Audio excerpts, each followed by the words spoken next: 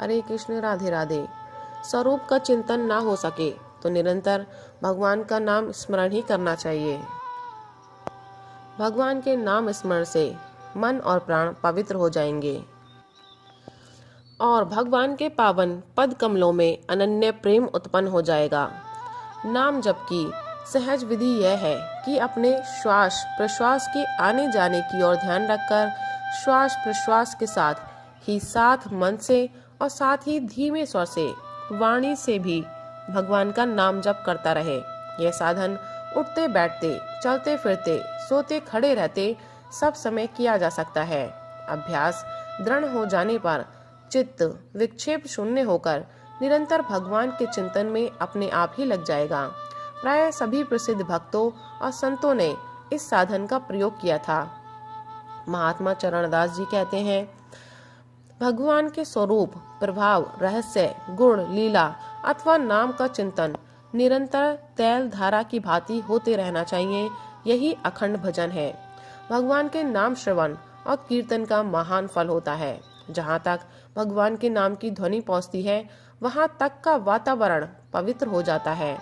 मृत्यु काल के अंतिम श्वास में भगवान का नाम किसी भी भाव से जिसके मुंह से निकल जाता है उसको परम पद की प्राप्ति हो जाती है। भगवान के नाम का जहाँ कीर्तन होता है वहाँ यमदूत नहीं जा सकते। अतएव 10 नाम अपराधों से बचते हुए भगवान के नाम का जप, कीर्तन और श्रवण अवश्य ही करना चाहिए। सभी सद्ग्रंथों और संतों की वाणियों में भगवान नाम की महिमा गाई गई है। श्रीमद् भागवत के श्लोक मनन करने योग्य है।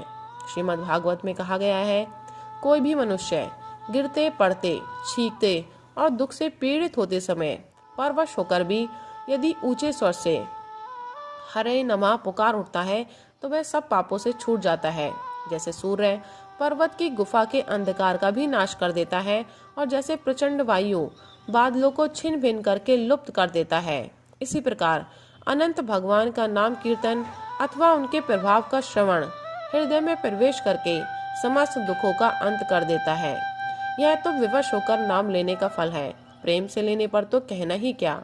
इसी से गोसाई जी कहते हैं, बिपसहु जासु नाम नर कहीं, जन्म अनेक रचित अगदहीं, सादर सुमिनर जो नर करहीं, भव बारिद गोपद इव तरहीं। अतएव भक्ति की प्राप्ति के लिए निरंतर भगवान के नाम गुण, यश का कीर्तन, श्रवण और चिंतन निसंदेह परम साधन है। राधे राधे, हरे कृष्ण।